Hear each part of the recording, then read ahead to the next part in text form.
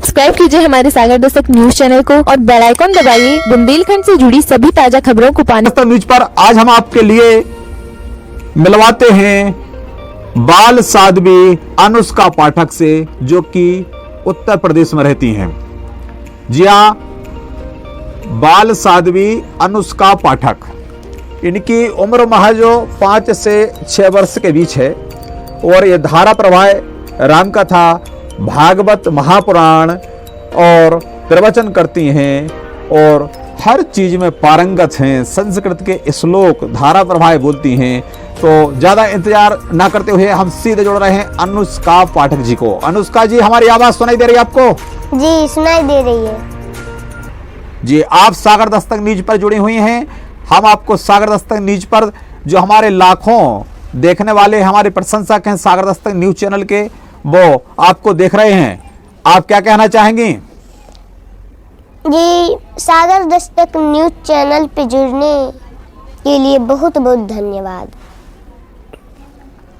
चलिए, मैं आपसे कुछ सवाल पूछ रहा हूं, आप तैयार हैं अनुष्का जी? जी।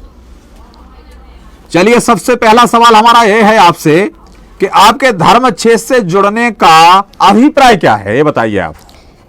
देखिए, हमारे धर्म क्षेत्र से जुड़ने का कारण यह है कि हम लोगों के अंदर ये जो काम, क्रोध, लोभ, ईर्ष्या रूपी विकृति फैली हुई है और प्रदूषण भरा हुआ है, इससे हम सबको बचने के लिए और मुक्ति का मार्ग प्रशस्त करके जन्म मरण का चक्कर छूट जाए, यही मेरा अभिप्राय है। अच्छा, इसी से आप धर्म क्षेत्र से जुड़ी हुई हैं, ठीक है ना? जी। आपने, कहते हैं, इष्ट बनाना पड़ता है। आपने अपना इष्ट किसे बनाया है? वैसे इष्ट तो हमारे सब हैं, जैसे हमारे माता पिता, हमारे गुरु, हमारे बाबा दादी, हमारे बड़े पापा, सभी माताएं बहनें, भाई बंधु,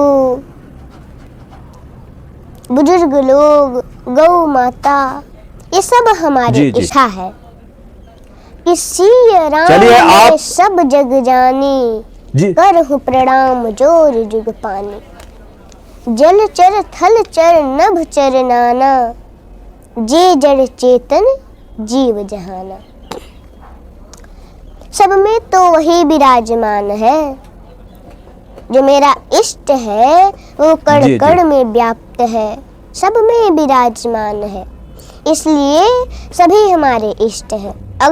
लेकिन अगर आप पूछ रहे हैं कि हमारा इष्ट कौन है, तो हमारे गोविंद को छोड़कर हमारा इष्ट और कौन हो सकता है? हमारे श्री राम को छोड़कर हमारा इष्ट और कौन हो सकता है? वही मेरे इष्ट हैं। जी हाँ, देवादिदेव महादेव, आपके बालकृष्ण भगवान, गौ माता, बहुत अच्छा आपने परिभाषित किया है आपके इष्ट। आप ज्ञान, भक्ति और वैराग्य में से किसे श्रेष्ठ मानती हैं? वैसे तो ज्ञान, वैराग्य और भक्ति, जी, ये तीनों श्रेष्ठ हैं। पर हम समझें तो ज्ञान है बंदर के बच्चे के समान और भक्ति है बिल्ली के बच्चे के समान। वैराग्य तो बहुत कठिन है। अगर हम चाहें कि ज्ञान वैराग्य से भगवान को पा लें, तो ये नहीं हो सकता, ये बहुत कठिन है, क्योंकि ज्ञान में अभिमान रहता है और वैराग्य हो नहीं पाता। तो और चाहें कि ज्ञान वैराग्य से भगवान को पा लें, तो ये बहुत कठिन है।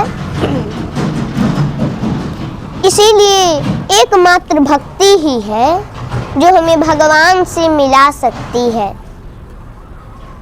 एकमात्र भक्ति ही है जो हमें भगवान से मिला सकती है। इसलिए भक्ति ही सर्वश्रेष्ठ है। चलिए ठीक है, मैं अगला सवाल पूछ रहा हूं आपसे। जी अनुष्का जी, जी जी मैं आपसे पूछ रहा हूं, आप ध्यान, ध्वजा वैसे तो और हम धर्म में किसी से को छोटा या किसको बड़ा नहीं सर्वोपरि कह मानती सकते, हैं? परंतु इनमें पहला दरवाजा धर्म है, क्योंकि जब हम धर्म पर चलेंगे तो हमारा ध्यान लगेगा और धर्म के ही द्वारा ध्वजा लहरता है। तो इसलिए हमारे नजर में धर्म सर्वोपरि है। अनुष्का जी, आप आस्था, श्रद्धा, विश्वास में से किसे सही मानती हैं? देखिए, आस्था, श्रद्धा और विश्वास ये तीनों का होना नितांत जरूरी है, क्योंकि रामायण जी के दूसरे श्लोक में कहा गया है कि भवानी शंकर वंदे श्रद्धा विश्वास रूपिणो याभ्याम बिनान पश्यन्ति सिद्धा शांतः अस्थमीश्वरम। जी जी। बिना श्रद्धा के विश्वास अपना मार्ग भूल जाता है और बिना विश्वास के श्रद्धा को भी जलना पड़ता है और बिना जी, जी। श्रद्धा विश्वास के आस्था टिक नहीं सकता। तो काम तो तभी बनेगा कि आस्था, श्रद्धा और विश्वास ये तीनों ही रहे।